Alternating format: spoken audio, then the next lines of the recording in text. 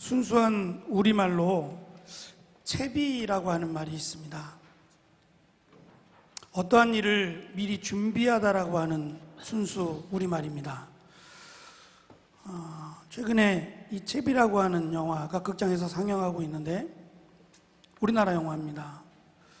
채비를 보면서 맨 처음의 시작이 충격적이었습니다.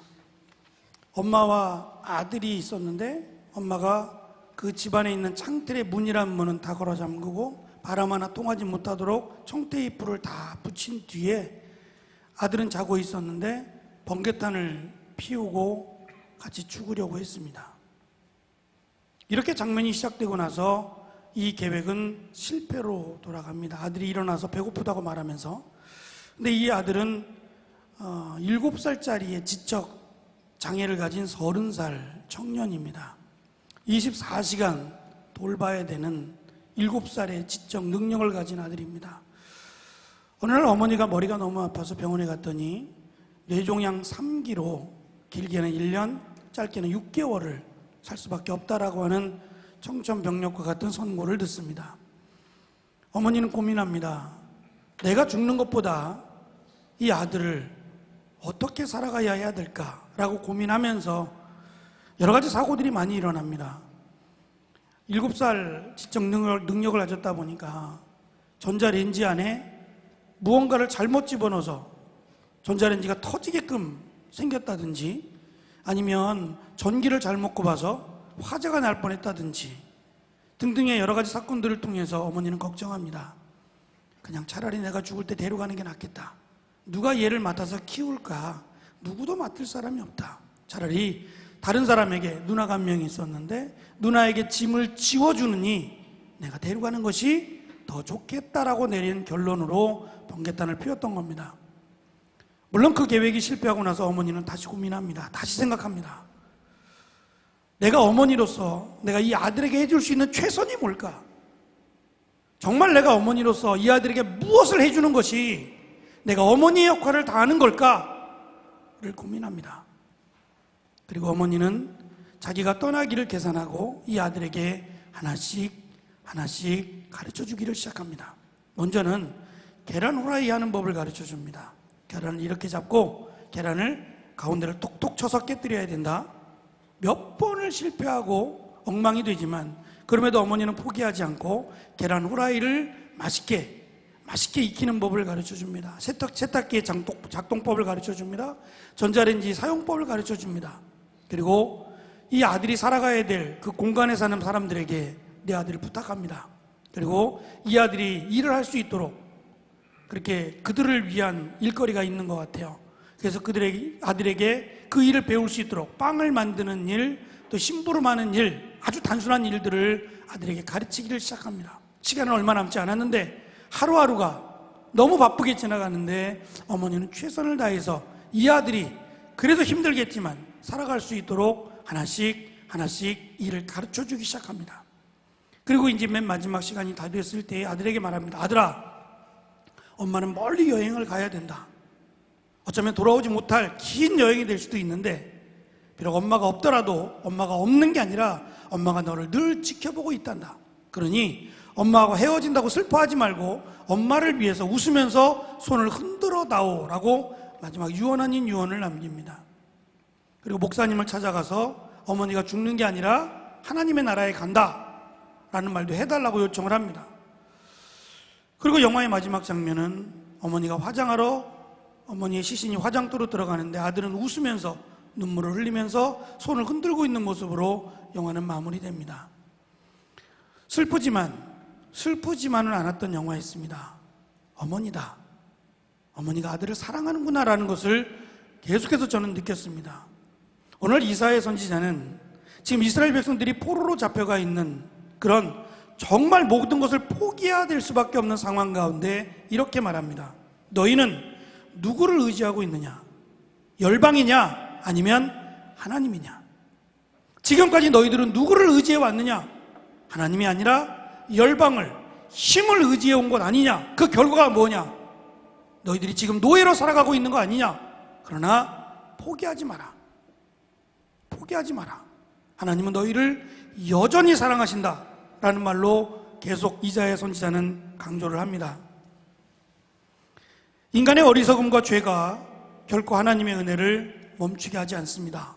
무슨 말이냐면 내가 잘못했다고 해서, 내가 하나님 앞에 큰 죄를 범했다고 해서 하나님이 우리를 죄악 가운데 버려두지 않는다는 겁니다. 마치 어머니의 사랑처럼 말입니다. 그랬다면 여기에 남아있을 사람은 아무도 없을 겁니다. 저도 마찬가지입니다.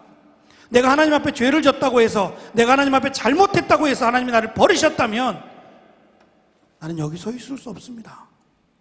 여기까지 올 수도 없었을 겁니다. 그럼에도 불구하고 하나님은 우리를 사랑하셨습니다. 그럼에도 불구하고 하나님은 우리를 안아주셨습니다. 그 사랑 때문에 지금 우리가 여기까지 와 있는 겁니다. 그럼에도 이스라엘 백성들은 이렇게 말합니다. 하나님은 과연 우리를 구원하실 능력이 있느냐? 능력이 있다면 우리를 왜 이렇게 내버려 두시느냐?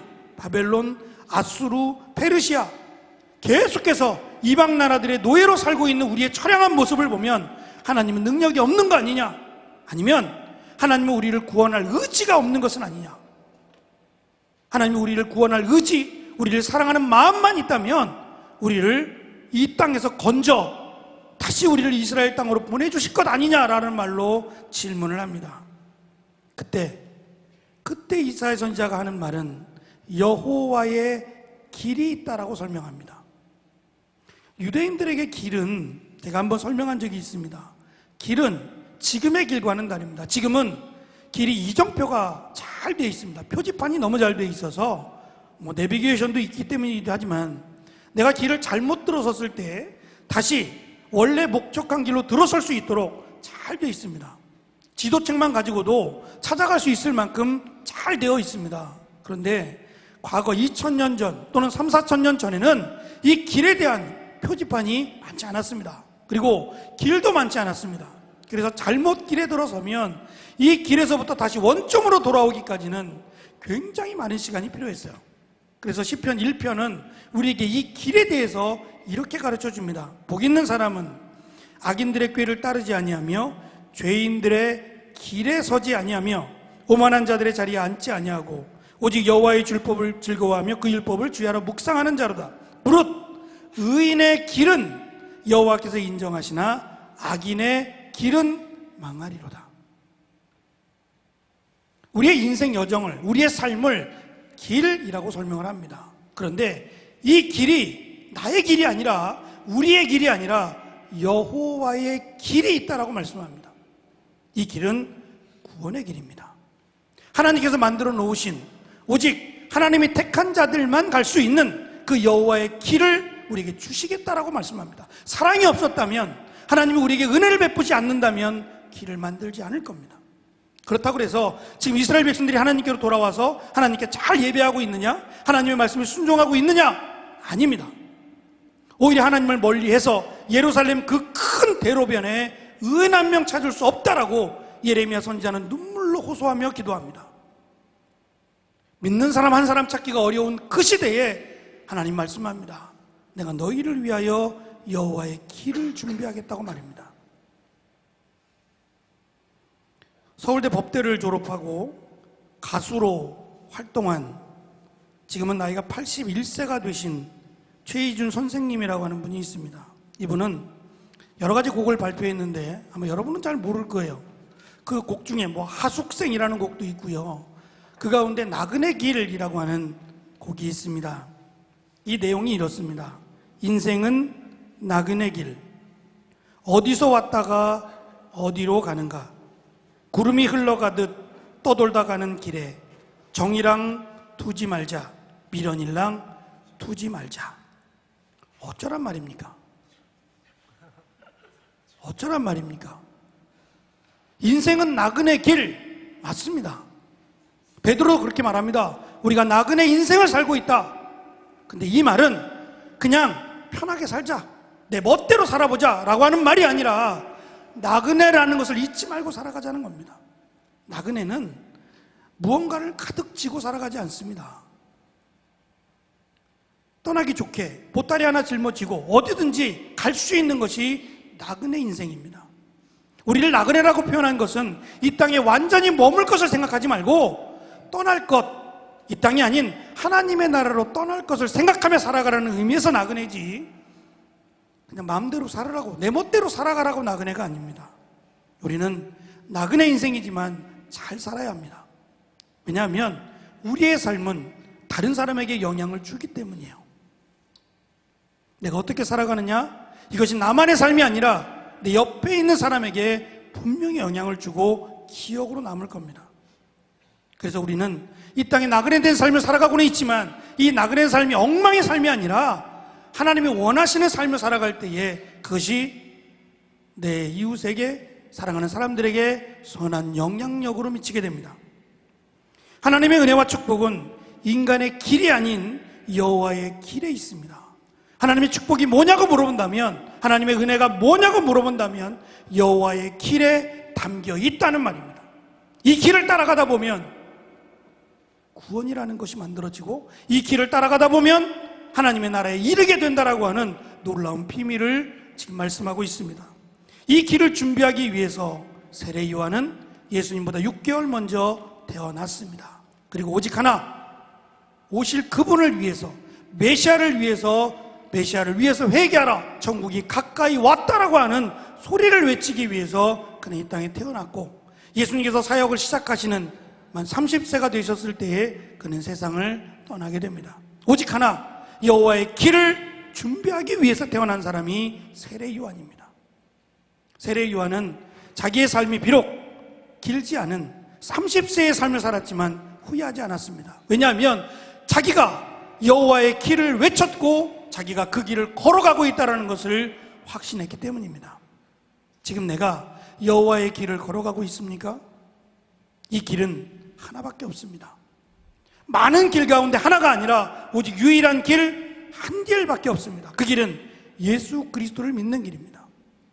하나님께서 이스라엘 백성들이 너무 사랑스러워서, 너무 말씀에 순종해서 이 길을 만든 게 아니라 정말 버려야 할 만큼 하나님을 떠난 그들을 위해서 하나님의 은혜를 베푸신 겁니다.